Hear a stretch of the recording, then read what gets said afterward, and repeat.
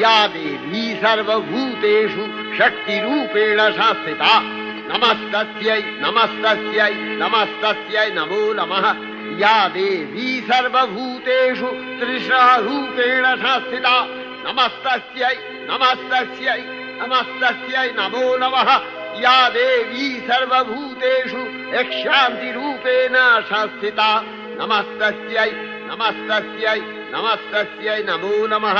या देवी सर्वभूतेषु जातिरूपेण संस्थिता नमस्तस्यै नमस्तस्यै नमस्तस्यै नमो नमः।